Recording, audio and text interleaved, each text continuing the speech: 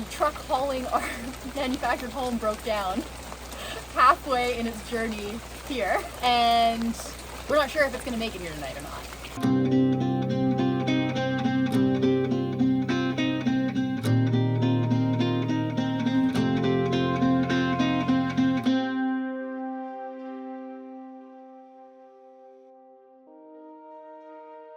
Hi, I'm Meg. I'm taking on projects I once doubted I was capable of. This summer, my partner Mike and I purchased this 33-foot travel trailer to live in full-time while we develop our 3 acres of bare land with the dream of building our own home and shop ourselves. We spent the first few weeks clearing the 6-foot-tall overgrown brush, got our living quarters set up, and a temporary workshop. It looks so good. But as summer was already quickly coming to an end, we needed to get our water sorted. So Mike and I took on the daunting task of drilling our own well with our homemade drill rig and successfully hit beautifully clear water. But while all these projects were on the go, we had also been secretly working on a side quest at the other end of our property. Unfortunately, there was a ton of garbage that had been left here from the 80s when the original home on this property burnt down, and all that trash and rubble had since been overtaken by weeds. So after 8 trailer loads to the dump, what do you know? A floppy disk. We could begin prepping our base. We have extremely soft, deep, peaty soil. So in order to build anything on this property, we would need to begin by clearing away the top 2 feet of organic material and backfilling it with pit run and gravel.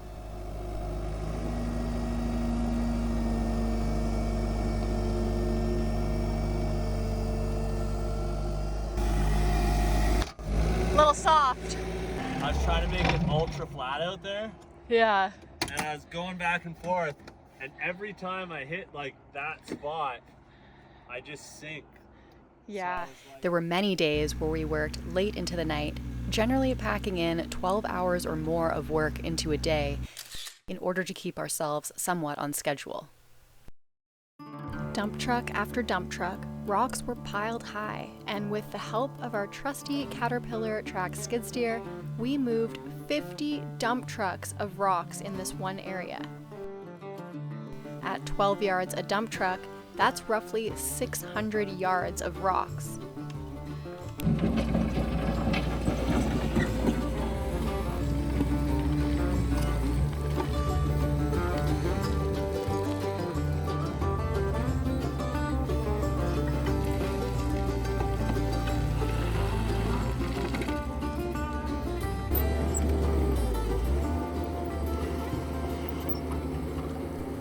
And while the skid steer was putting in work, our old 1974 backhoe sat on the sidelines. Our land is just too soft for this machine. So we've honestly just been moving it and parking it wherever we can to keep it out of our way.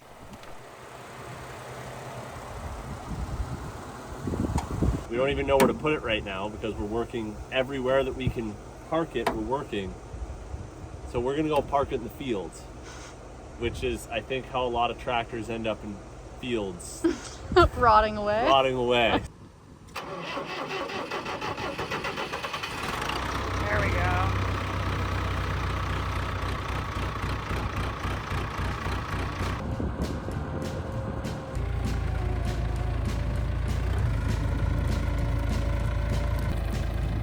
With the International out in the field and out of our way for the time being, more and more dump trucks full of rocks were delivered until we had successfully built up our base 4 feet deep.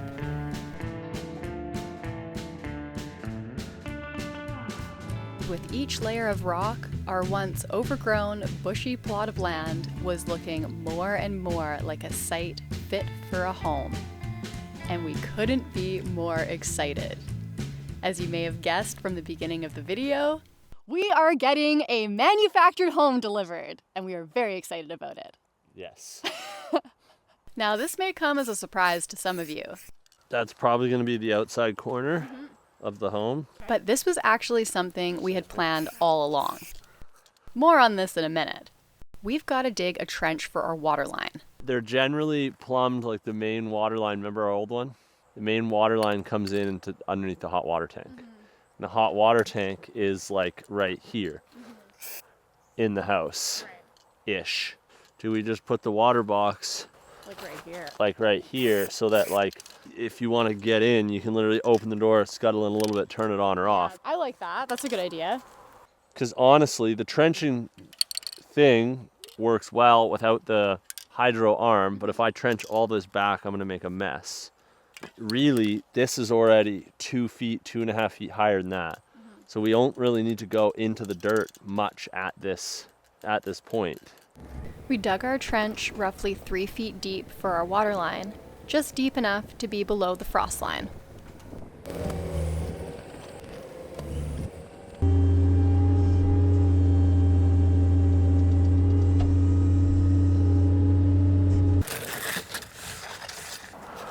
Like, is water gonna get in there? Oh, hello.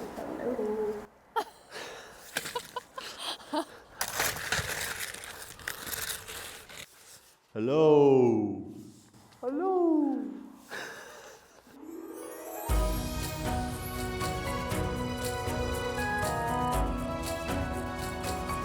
Once it goes in, we don't want to bring it out. Oh God.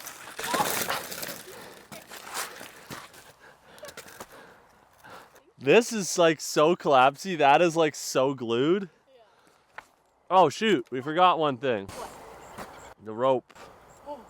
We tied a rock to a rope to feed down the Big O tube, which will hopefully help us easily feed our water line through later.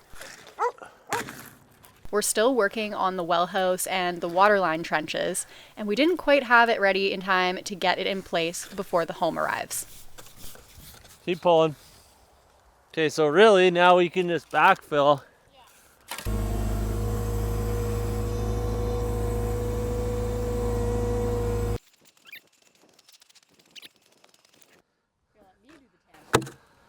I think that'll end up being like half an inch under final grade. Yeah, which is fine. I think that's low enough, eh? Maybe. Yeah, the rope. Okay, pulling tube. Yeah. Then we just pull our water line through that. Yeah. I like it. I mean, obviously, ideal to have your actual water line, but... Yeah. So now you can just fill around that, right? Well, do you want me to stand on it while you push stuff?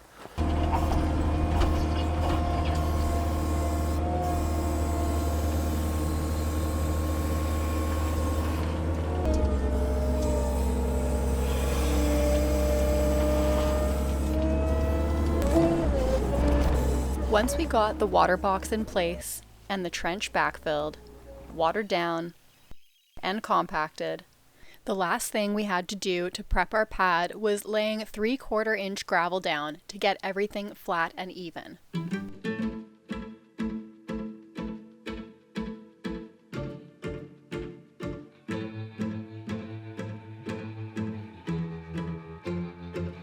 And the next morning, we raked everything smooth and made our final touches to our pad and driveway in preparation for the home's arrival later that day.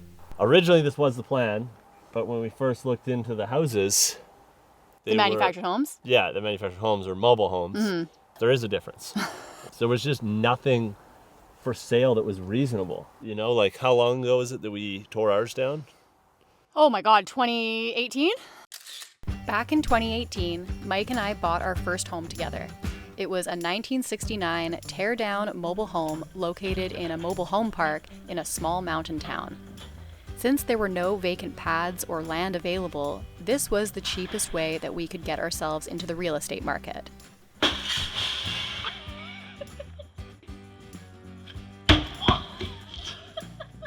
Nice throw, Megs. We ordered a new manufactured home, and over the span of 43 days, we moved into a 20-foot travel trailer we bought for $2,000, with most features and appliances broken, while working full-time and each commuting 2 hours a day. We demolished the home we spent our entire savings on in the evenings and on weekends. My bathroom! There you go. I got it for you. And much like we are doing now, exactly 6 years later, we prepped and built up the soggy land in preparation for the new manufactured home's arrival. It's here! We ordered the home as unfinished as the manufacturer would allow, without siding or flooring, allowing us to save some money in finishing it ourselves. We built some decks and sided and skirted the home, as well as built a 140 square foot garage. And with a couple renovations to the inside, we transformed this space into a beautiful modern home. And that worked really well for us. Especially for our first home, small budget. A lot of people ask how we have the money to do this. And that is how we have the money to do this. Fast forward, we had actually been looking in this area for 1.5 years to find the right property. This was the original plan, bring in a mobile home or manufactured home on this side of the property to live on while we build everything else. Yeah. But, when we budgeted everything out, money was tight, and what we had budgeted for, we weren't finding anything even remotely in that price range. That was not a complete teardown. The other thing we had to consider is, of course, we live in a high snow load area. So the home that we were going to purchase had to meet current building standards as well as the snow load. So it was tricky. Our options were limited with our tight budget and the type of home we were allowed to move here. When Megan is working on projects, I'm often doing things in the background that you guys don't see. So, one of those things, this manufactured home was actually located almost 8 hours away. Looked at it for 45 minutes, made the deal, and then drove all the way back in the same day. But it was the only one on the market that was the modern day building code standards and practices. Mm-hmm. So we actually brought in 50 truckloads of rock for and gravel. This area. And these are just the things that we're going to have to do with this property to offset the soft soil. So the plan ultimately with this manufactured home is that we're going to be living in it throughout the winter, and in the spring we're going to begin development on our dream home and shop. It's coming this evening, so it's 10-hour drive for them. 10-hour drive for them. We're expecting it around 7 p.m.-ish. And don't judge a book by its cover. The house isn't the prettiest. Because I went to go see it. Megan hasn't seen the house. I've only seen a handful of photos, but it's going to need some love. It's going to need some lipstick. Yeah. It's a little rough. Well, with that, let's get to it. We're going to get into work. Off we went into town to do our errands, and right as we were picking up lumber, an atmospheric river event rolled in. What do we got here? Full load. Well, looks like our tent didn't survive that little windstorm when we were in town. As we eagerly awaited the arrival of our home, we busied ourselves around the property, getting the lumber moved and tidied up around our site.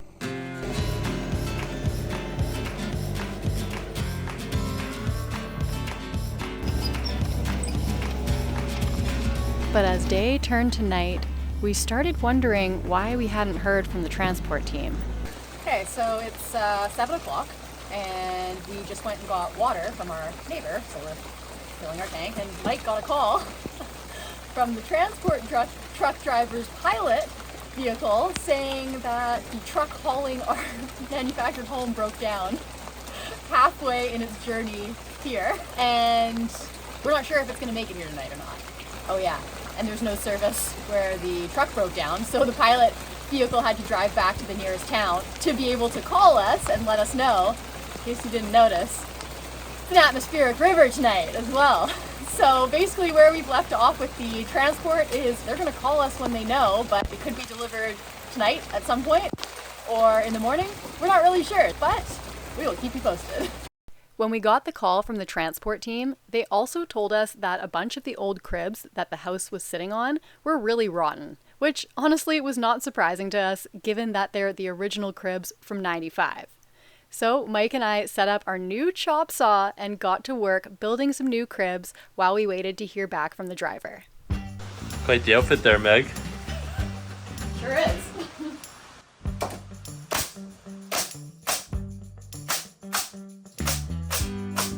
Should we do the full 14 nailed together? Yeah, right? Yeah. That rain's insane. A few more to go. Safety techniques. Oh, geez. Okay. This is why I unplugged it, because I'm just going to start pulling at random things. I know this goes somewhere. Oh, there. Okay, yeah. And this opens. This. That. And this. Not that. Can't really see in these bentonite glasses. That. And there. Okay. Chillin'. Okay, air. Back in. Figured it out. The only way I can do it. By 9 o'clock, we still hadn't heard back, so we wrapped it up for the night. Well, good morning. As you can tell from behind us, the house is not here. Thankfully, we have gotten in touch with the transport truck driver and we found out some more information. So I'm on my way to Edmonton. Well, I'm going to meet another truck so I can get a new truck. Okay. When the air compressor blew up and put a hole in the side of my block. Oh, damn. So I'm just on my way up to get it. Okay. So we should be there, if all goes right, we'll be there like at noon tomorrow. Okay, perfect. The worst part of it is we're up on the top of the mountain there and there's no service. You got to come 30 clicks down the road to get services. Well, of course, that's when it's going to happen, right? In the most least convenient spot. Sure. Like I say, it'll be there tomorrow.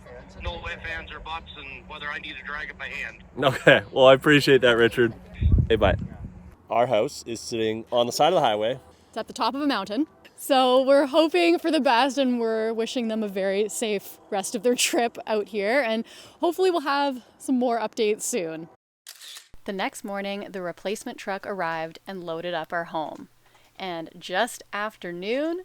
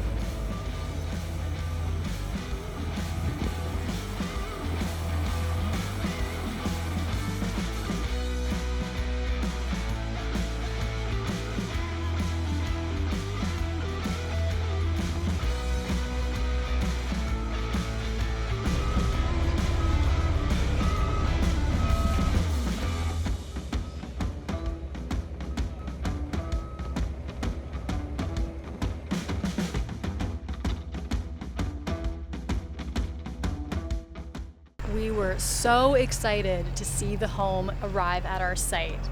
But there was no time to waste. We jumped into action and started unloading the old cribs to see how many would need fixing or replacing.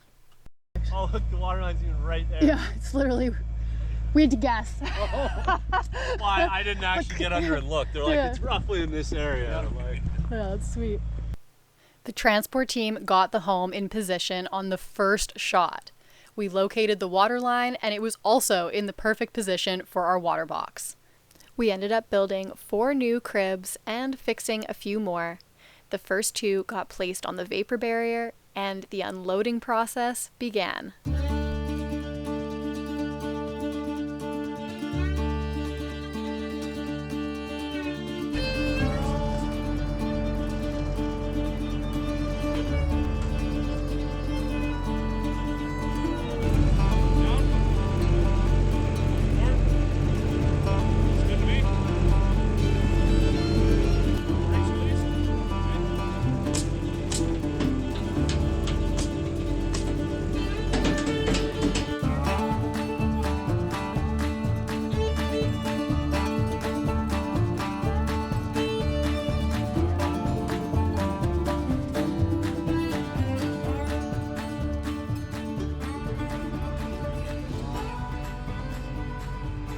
I might.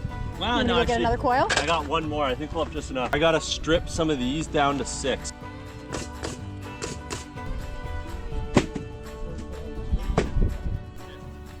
As the team placed the cribs, I watched in awe as our house, suspended in the air, was actually here.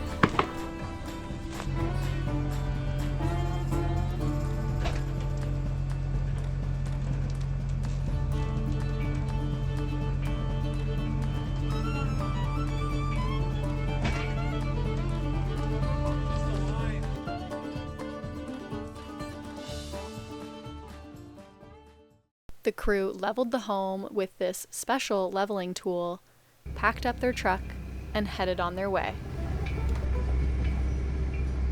Our sweet neighbors stopped by with a cake that we enjoyed for dinner.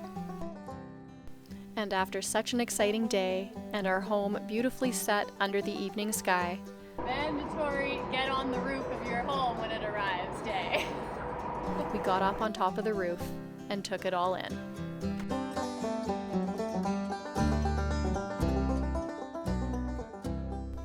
And don't worry, next time you see the home, I'll give a tour of the inside. Thank you so much for watching. I hope you enjoyed this video, and we'll see you very soon for another project.